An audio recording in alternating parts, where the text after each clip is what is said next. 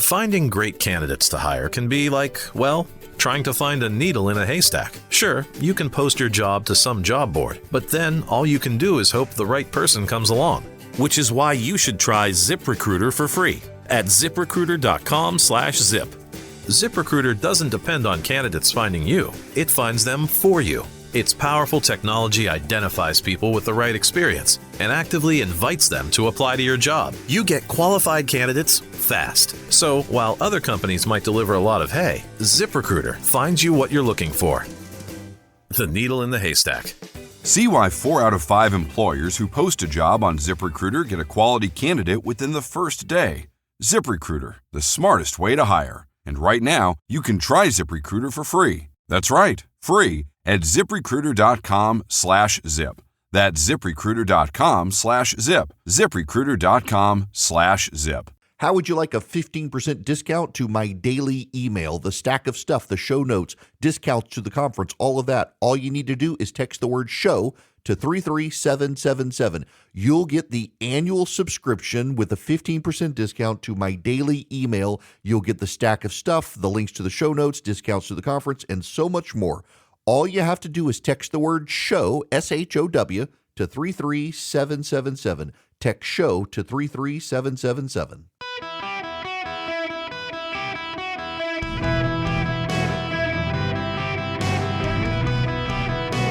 Welcome to the Eric Erickson Show podcast, Hour 1. Hello, America. Welcome. It is Eric Erickson here across the United States. The phone number is 877-973-7425. Should you wish to be on the program, I am very happy to have you. You can text Eric, E-R-I-C-K, to 33777. Should you wish to get the show notes, the live stream, everything else. Programming note for you guys. The governor of Georgia, Brian Kemp, is going to join me in the 2 p.m. hour today.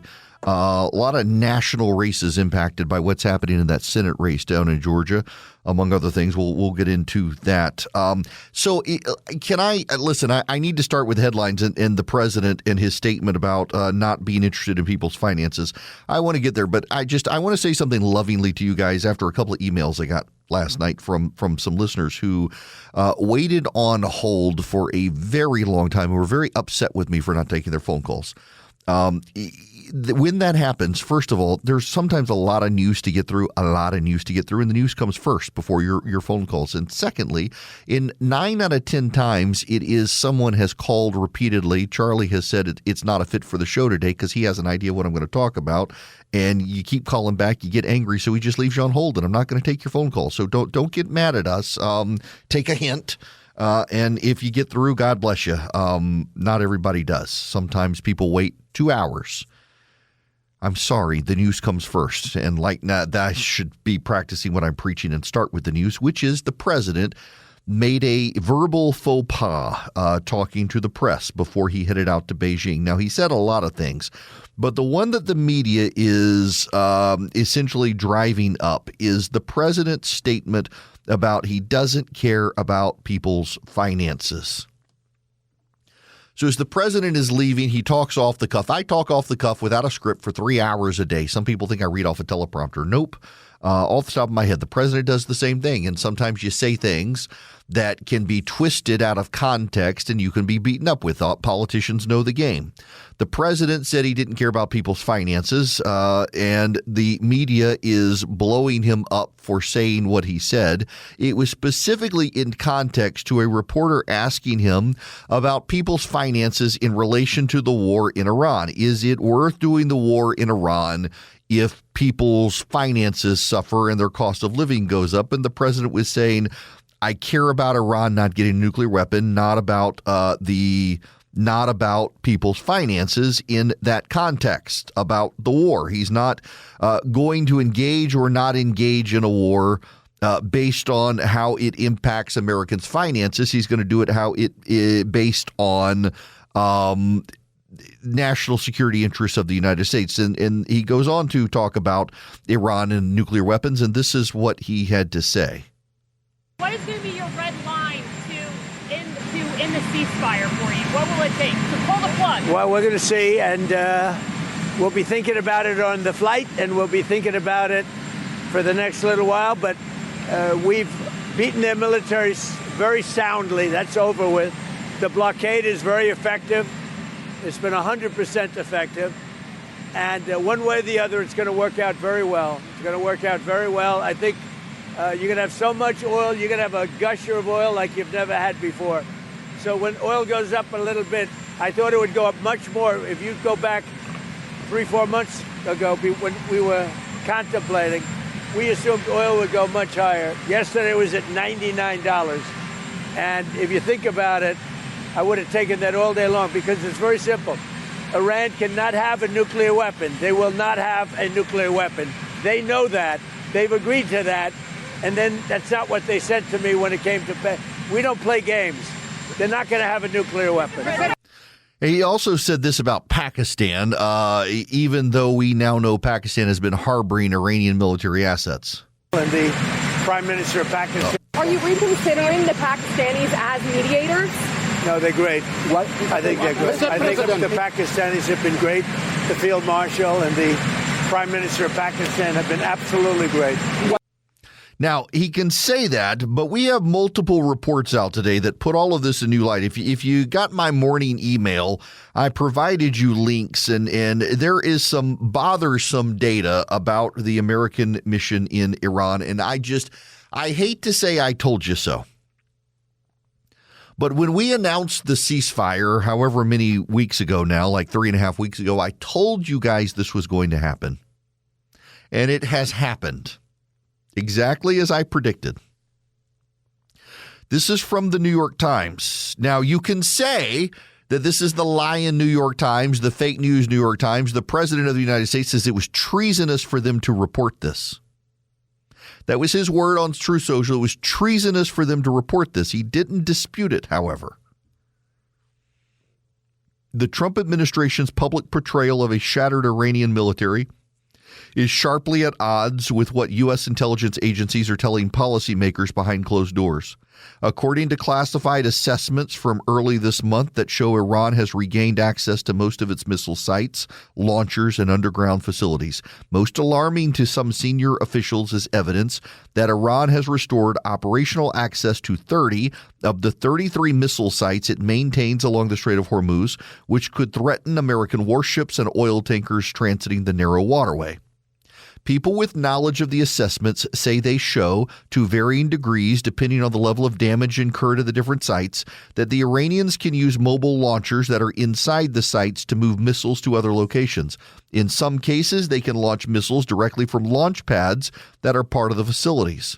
Only 3 of the missile sites along the strait remain totally inaccessible according to the assessments. Iran still fields about 70% of its mobile launchers across the country and has retained roughly 70% of its pre-war missile stockpile, according to the assessment. The stockpile encompasses both ballistic missiles that can target other nations in the region and a smaller supply of cruise missiles, which can be used against short-range targets on land or at sea. Military intelligence agencies have also reported, based on information from multiple collection streams, including satellite imagery and other surveillance technologies, that Iran has regained access to roughly 90% of its underground missile storage and launch facilities nationwide, which are now assessed to be partially or fully operational. By the way, you should know it's not just the New York Times reporting this. CNN is reporting it. The New York Times is reporting it. The Washington Post is reporting it. And that probably explains why it was very notable that Republicans on the Armed Services Committee in the Senate were very hostile to Pete Hegseth the other day. It was actually a very notable conversation in the Armed Services Committee, how hostile the Republicans, I mean, you expect the Democrats to be, the Republicans were. This is from CNN, and this is from April 2nd, you should know. Roughly half of Iran's missile launchers are still intact, and thousands of one-way attack drones remain in Iran's arsenal despite the daily pounding of U.S. and Israeli strikes against military targets over the past 5 weeks, according to a recent U.S. intelligence estimate. The U.S. intelligence assessments total may include launchers that are currently inaccessible and those buried underground by strikes but not yet destroyed. Thousands of Iranian drones still exist and are capable of targeting the United States. Additionally, one U.S. official said very bluntly, quote, "They are still very much poised to wreak absolute havoc throughout the entire region." Iran has not been defanged. It has been inconvenienced. Part of the reason is what Tehran has built underground. One missile city outside of the central Iranian city of Yazd extends more than 1,500 feet into a mountain. It consists of a type of granite that can withstand crushing pressures. Airstrikes target entrances and ventilation staffs, but they can't reliably kill what lies underneath. Meanwhile, Iran's been using bulldozers to dig out missile launchers buried in underground bunkers and returning them to service with remarkable speed. The bunkers are not vulnerable, they're the strategy. And now you got the Russians and the Chinese openly helping them. So consider this. The President of the United States is in China right now. He's having a reduced summit with Xi Jinping. Maintaining stable relations, not actually improving relations, is now the point of the summit. Experts say battlefield evidence points to an interconnected war effort reflecting deepening partnerships that have helped Iran replenish its military, improve targeting, and blunt Western operations. This is not a conventional patron-client relationship. The Russia-Iran relationship has evolved. It has been based on learning and sharing data. Russia has repeatedly provided Iran with satellite imagery and damage assessments, enabling Tehran to continue calibrating and improving its strikes against the U.S. The signatures of Russian drone swarm tactics refined on Ukrainian battlefields is now showing up in how Iran operates. Beijing's contributions are equally dangerous. U.S. intelligence and defense analysis indicate China is resupplying drone component and industrial materials used to sustain and expand Iran's drone production, including engines, batteries, and electronic systems. More alarming still, a Chinese company used AI to analyze satellite imagery of U.S. assets at Prince Sultan Air Base in Riyadh just days before the devastating Iranian attack.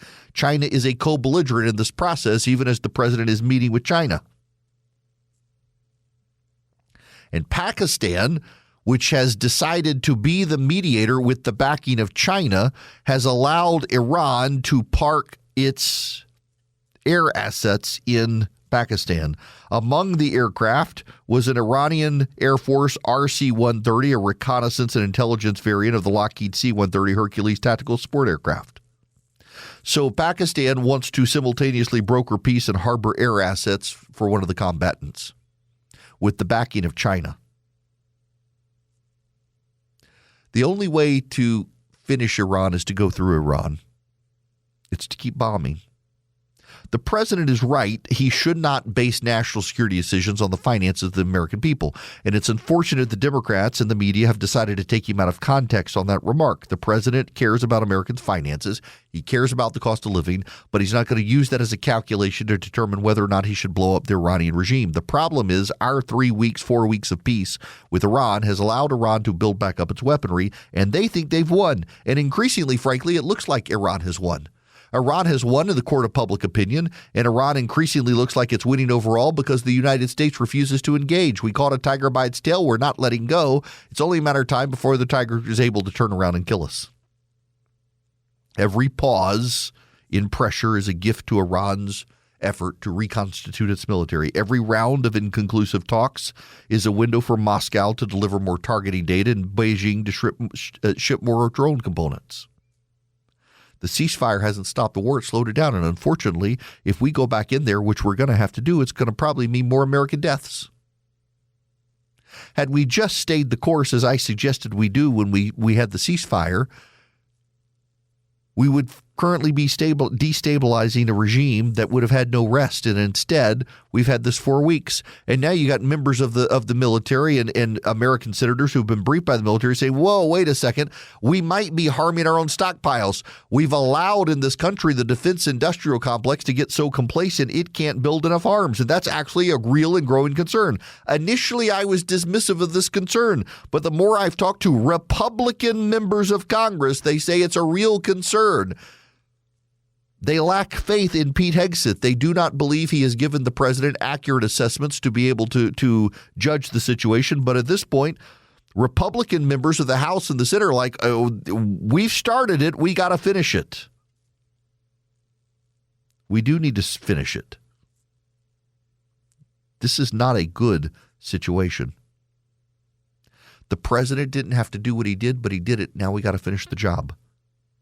The Democrats are trying to make political hay out of it. The only way to mitigate the situation now is to escalate the situation, speed it up, get it over with, and get out of there. But we can't just keep toying with Iran. Now, maybe the CIA is right. Their economy just collapses in the next 4 months. That's great. But May, June, July, August, that's going to put us somewhere near Labor Day. As voters' opinions harden, it's going to be harder for the economy to recover. The president's not worried about finances. He needs to stop worrying about what happens in the midterms, and he just needs to go blow up Iran. The GLP-1 pill you've been waiting for is now on Ro. Yep, it's finally here. With the same clinically proven ingredient, now in a pill, and now on Ro. It's the first FDA-approved GLP-1 pill for weight loss at the lowest price available. That's one daily GLP-1 pill for big results. Now on Ro. Go to ro.co/listen to see if you qualify. RX only. Go to ro.co/safety for serious side effects and boxed warning associated with GLP-1s. Hello, America. Yes, you can be on the program. Should you wish to call in, I would be very happy to have you. There has been a shooting in the Philippine legislature. I'm just intrigued by the story. You're like, Erickson, why do we care about what happens in the Philippines? Well, so a member of the Filipino legislature was apparently to be arrested and decided to open fire when they came to get him. Just fascinating.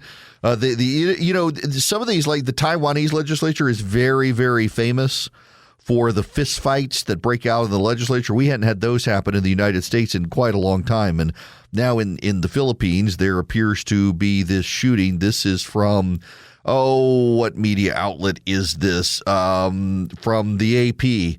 A burst of gunfire rang out late Wednesday in the Philippine Senate, sparking chaos in the buildings when authorities tried to arrest a senator wanted by the International Criminal Court in connection with a deadly government crackdown on drugs. No one was hurt, officials said. The president of the Philippines said to stay calm. It was not immediately clear who fired the shots or why. The gunfire opened as Philippine authorities tried to arrest Senator Ronald De La Rosa, former national police chief, who enforced the former president's anti-drug efforts in which thousands of mostly petty suspects were killed. Allied senators took De La Rosa to protective custody when he reappeared after months of absence. Several senators were still in the building after holding a session when the gunshots were heard. Exciting times in the Philippines. You can always at least thank God we're not like some of these other countries out there, even as we have our own random intrigue and violence in this country. That no fist fights in the House of Representatives in 100 years or so, I guess. But it keeps things exciting, does it not? When we come back, we got to talk about the doctor who's not a doctor. More Democratic opposition coming for Democrats. First, I got to tell you about Renai. They, my friends, can give you a $500 rebate on a tankless water heater for your home, not your office. This is for homeowners only. It's for your personal house, not your rental house. What you do is you go to talkingtankless.com and you click the rebate button. In fact, I haven't done this in a while. So talkingtankless.com. When the site loads, you will see a button, and it says at the very top, say $500, limited time consumer rebate, click to redeem. You click to redeem, and it goes to the RenaiRebate.com website, and you create your account. And when you create your account, it'll take you through the list of rebates. You'll find the Eric Erickson rebate and put in my name, Eric, E-R-I-C-K. Why do you have to put in my name? Because it's only for you guys. No one else in the country gets this. You got to be a listener of the Eric Erickson Show. They're my advertiser. They're doing this for y'all. So go to TalkingTankless.com, click the rebate page, create your account. Get your rebate, $500. You got to purchase and install by June 30th for your home, TalkingTankless.com. You can even find a plumber who is an expert in installing Rinnai tankless water heaters. And you can have hot water forever thanks to Rinnai, like we have at our house. It really is fantastic. And our power bill went down because we weren't having to keep tank water heaters filled up. TalkingTankless.com. Go check them out today. Greetings. Welcome. It is Eric Erickson here. You can be a part of the program, 877-973-7425. Should you wish to be on, if you text ENGAGE to 33777 and live in Georgia, I'll send you a list of the people to vote for. My buddy John F. Kennedy. I see in my local newspaper here in Atlanta that no one knows who to vote for lieutenant governor in Georgia. John F. Kennedy, that's who you want to vote for. Not the dead president. John F. Kennedy, my friend, I've known the guy for like 25 years. We practiced law in Macon, Georgia. Still, he and his wife live down the road from me. He's been the president pro tem in the Senate or Senate Republican leader. He's now running for Lieutenant Governor John F. Kennedy. You're not actually voting for the guy from Louisiana, although many probably think they do. He might have an advantage there just because of the name John F. Kennedy. But yes, you want to vote for John F. Kennedy. Also, I should say, George Walraven in Calhoun, my buddy Jesse just texted me and said I should tell you hi today after your shoulder surgery. So there you go. Somebody up in Calhoun, tell George Walraven I said hello. We got to talk about the Democratic candidate in Michigan. I love this story. Abdul El-Sayed, the Michigan Senate candidate, he has posed as a doctor. Y'all know this. Some people are educated beyond their core competence. This guy is Abdul El-Sayed. He is the Michigan Senate candidate who has claimed to be a physician. There's overwhelming evidence he's no experience as a licensed medical doctor. This April, Abdul El-Sayed gave an interview to a local TV journalist where he talked up his credentials as a physician multiple times. In March, he told a group of Teamsters nurses that he had been in enough codes to watch who really does the work, and said that same month on a podcast, "I've been a doctor my whole career." His LinkedIn profile currently says he's a physician. And late last month, he called himself a physician and epidemiologist at a Council of Baptist Pastors debate in Detroit. But according to a review of Michigan and New York state medical records, he's never been granted a medical license in those states. El-Sayed, hands-on experience treating patients, appears to be a short clinical rotation called a sub-internship at a small hospital in Manhattan for 4 weeks at the end of medical school. He told a podcast in 2022, quote, his job was to be the worst doctor on the team, and he was cosplaying as a doctor. The perception in Michigan is that he is, at least at one point in his life, a licensed physician, said Chris DeWitt, an unaligned Democratic strategist in Michigan. That appears to not be the case, and it blows up a big part of his campaign. There's no doubt he's got top-notch medical credentials. He attended the University of Michigan Medical School. He ended up receiving his medical degree from Columbia University College of Physicians and Surgeons. He has a doctorate in public health from Oxford University and worked as an assistant professor of epidemiology at Columbia for a year before moving to Detroit to be an executive director and health official at the Detroit Health Department. El-Sayed's campaign says he earned the right to be called a doctor. But what about the use of his word physician? They didn't say anything. He said in the past he decided not to practice medicine after treating a patient during medical school and decided he wanted to address systemic issues instead of individual patients. But his history of suggesting to voters that he served as a practicing physician, with examples stretching back almost a decade, has muddled his personal history, adding confusion to an otherwise impressive achievement. Is he a DEI grad? Question. I mean, are we? So you notice the Democrats are all about DEI, but when you ask, is this guy, did he get his degrees because of DEI? I mean, according to him in a 2022 podcast, his job was to be the worst doctor on the team, cosplaying as a doctor. So he gets a medical degree from a medical school and decides, you know what? I don't want to be a doctor.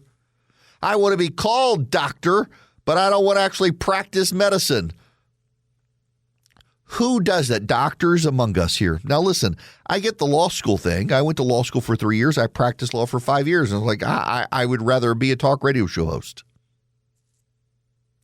But you actually, I mean, the Democrats are trying to disqualify, or they did disqualify, thankfully. I appreciate the Democrats' help on firing on the would-be Surgeon General. What's her name? Casey Means? Because she never finished her residency. But she's a doctor. She's a doctor. They're like, oh, you can't really call her a doctor. She never really practiced medicine. This guy never really practiced medicine. And now the Democrats, they're not holding him to the standard they held Casey Means to. She was no doctor. She was a quack. This guy's a quack. Is he a DEI pick? He gets his medical degree from Columbia, which isn't exactly an anti-DEI establishment. They're pretty DEI at Columbia. He started off at University of Michigan Medical School. He moved to Columbia, and then he gets a doctorate in public health from Oxford University and worked as an assistant professor of epidemiology. I'm sorry, but this is all very fishy. By the way, you should know one of his former campaign staffers says his whole biography is a lie and someone should get to the bottom of it and they will be shocked at what they find. This person quit his campaign after getting to know the guy. My question is he a DEI pick? This is his LinkedIn account. He's a health official, a physician, an epidemiologist, an educator, an author, a podcast host. I'm looking at his credentials here. Oh, he was a contributor to CNN just like me. Wild. A visiting professor, a candidate for governor, did postdoctoral research, was a research assistant, got an impressive resume for a guy who didn't want to be a physician. He wants to be called doctor, but he's claimed he treated patients. He hasn't really treated patients. Now, here's the more important story here. It's not just that he has exaggerated claims as to who he is. What's also very notable is that this opposition research comes from Democrats. You got to understand that. It's the same thing like with Graham Plattner. Graham Plattner in Maine, the stuff about his Nazi tattoo, the stuff about all the terrible things he said about fishermen in Maine and oyster harvesters, which he now cosplays as. All of these things about Graham Plattner, the horrible things that Graham Plattner has said, the horrible things he's done, that all came from Democrats. They tried to stop him and they failed. And it sounds like they are pouring every last bit of their hopes and dreams and fears and ambitions to stop Abdul El Sayed into opposition research, now run helpfully by Adam Wren at the Politico, who has done a great job over the years regurgitating Democratic hit jobs on Republicans. He's now doing it to a far leftist Democrat who is suddenly ahead in the polls in Michigan. Abdul El Sayed is ahead in the polls among the Democratic primary voters in Michigan. And in the general election polls, he regularly is the Democrat who loses to Mike Rogers. Mike Rogers is the Republican candidate. The Republicans cleared the field for Rogers. Rogers ran last time and lost 2 years ago. He's running again. He's got the backing of all the Republicans. He's got the backing of the president. He had the backing of the primary voters. They didn't have to clear the field for him. They just made it cheaper for him to run in the primary. And he's beating Abdul El Sayed in the polls of voters of Michigan who do not want a radical pro-jihadist leftist who lied about being a physician to be the senator from Michigan. And he's still ahead in the polls because the Democrats at the base level, they just want someone who's going to fight. Now, this is very much like the Republicans in Georgia. They want MAGA guy Mike Collins in Georgia. He loses handily to John Ossoff in the general election because of all of his ethics baggage. I mean, this guy's been in the House of Representatives for 4 years. He's already got multiple ethics complaints.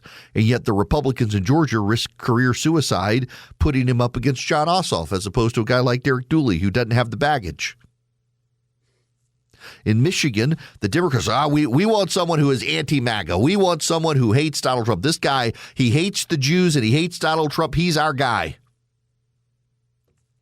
Michigan has a pretty good Jewish population. They got a larger Arab population. That has a lot to do with Abdul El-Sayed advancing. He's a socialist jihadist pretend physician who might actually have had DEI help him out.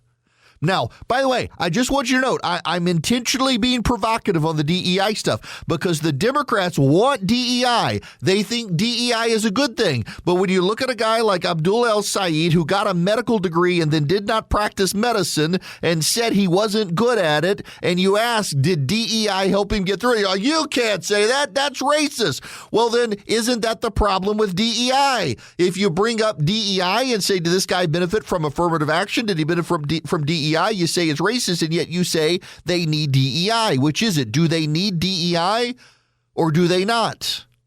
And if they need DEI or affirmative action to get ahead, can we not point out that they might have benefited from this, that this guy was able to make it through medical school at a very woke progressive institution like Columbia and then decided not to practice medicine, and prior to running for office talked about how bad he was at it? He decided to become a professor as well. It's like law school. When you get out of law school, you become a professor. There's nothing wrong with you becoming a professor, but you became a professor because you weren't good at being a lawyer. And there are a lot of professors who they go through law school and they get through law school because they got the DEI benefit of the left-wing professors. You know the number of people I went to law school with who don't practice law? It's kind of overwhelming. And one of the common traits of the people who got out of law school and immediately didn't practice law were the ones who kind of got a leg up because of who they were to get into law school. So it makes you wonder about this guy. And are we not allowed to point it out? Will the media, will the Democrats get mad at me for asking, was he a DEI advancement? Was he an affirmative action pick for medical school? To go to medical school to be trained as a doctor and then to say, yeah, I don't want to do it. Did he get into Oxford for the same reason? I mean, you think we're bad. The British now, good Lord. If you got an Islamic sounding last name in Britain, they're going to bend over backwards to help you because they're afraid you're going to blow them up. The British are held captive to their fears of Islamic radicals now. It's pathetic. What about this guy? And again, the opposition research is coming from the Democrats. They know he's not a good candidate. They know that he would be weak against the Republican. They see the polling where he's already losing to the Republican. He's not even the nominee yet, and yet the hardcore base of the Democratic Party, they love him. They want him because he fights. That's the same thing that Republicans said about Trump. You know, he fights. He's willing to fight the left. These guys, they're willing to fight Donald Trump. We need a fighter. We don't need a lover. We don't need a politician. We need a fighter. We need somebody who supports jihadism. He's not going to go jihad himself. He's just going to encourage others to do it. But he's going to fight Donald Trump. He says mean things to Donald Trump, and he's a socialist. And the Democrats are at the upper echelons of the Democratic Party. They understand it. It's like the Republican Tea Party movement. You got Christine O'Donnell, who had to tell people she wasn't a witch and she wasn't a good fit for Delaware. You know, ironically, one of the funny things is Jim DeMint, when he was running the Senate Conservative Fund, he always got blamed for Christine O'Donnell. She was one of the candidates he refused to support. But the Tea Party movement circled the wagons around her and said, she's our gal, and well, she lost. She had to do this I'm not a witch ad. Turns out she was a flawed candidate. The question is, do the Democrats wind up like that, where ultimately they have a real hard time dealing with the establishment of the Democratic Party because the base keeps electing wackadoo candidates who can't win general elections? Remember, what was it? Is it Todd Aiken in Missouri who had the bad campaign against Claire McCaskill over his abortion comments? Sharon Engel out in Nevada against Harry Reid, Christine O'Donnell in Delaware. Candidates matter. Candidate quality matters. You got to find people who are aligned not just with the primary but with the general election. James Carville and Paul Begala wrote a book one time on how to run for office. I read the book. Have a great pancake recipe in the back of the book. One of the things Carville and Begala noted, I've said it before, it needs to be said again, is you know what your goal is when you run for office? You know what the goal is when you run for office. It's to win. Yeah, it's to win. Not the primary, the general election.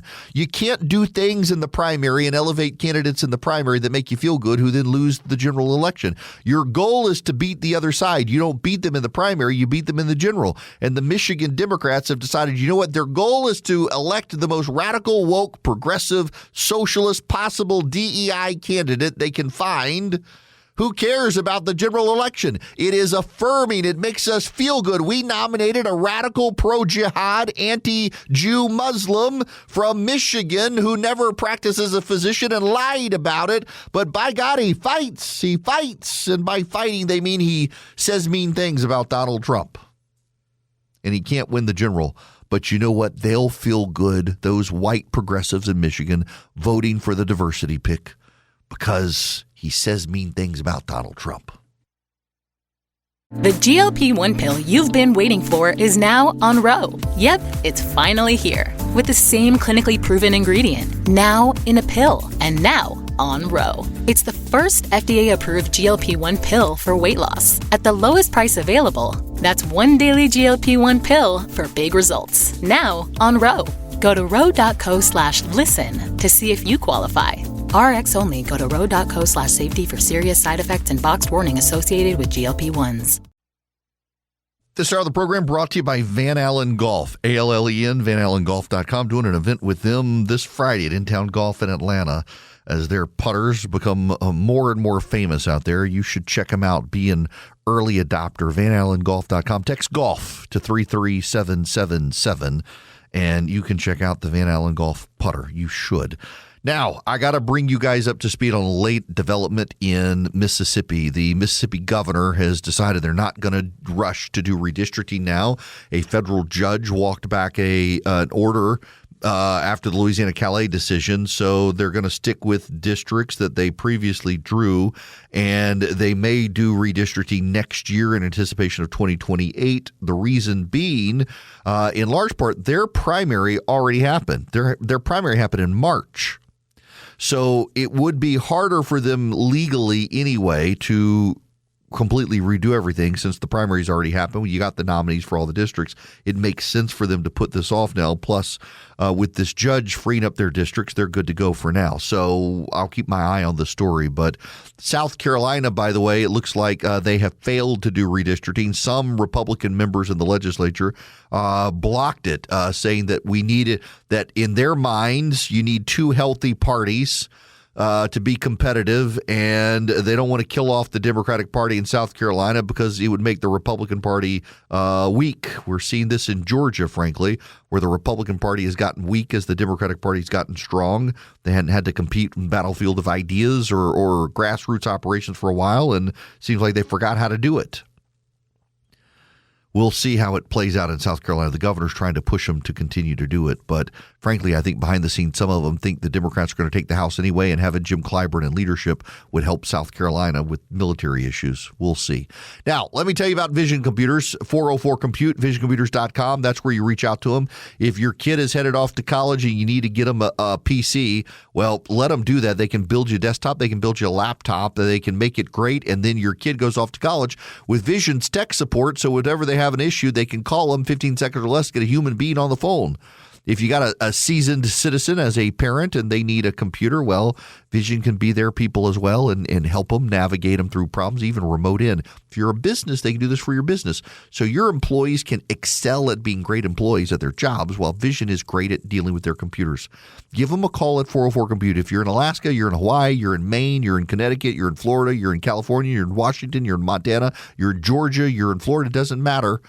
They help people and businesses all over the country. They can be your managed IT service for your company. And your employees talk to real humans, not AI chatbots. That's actually one of the great things is so many companies like this outsource to AI chatbots. Vision still uses actual human beings.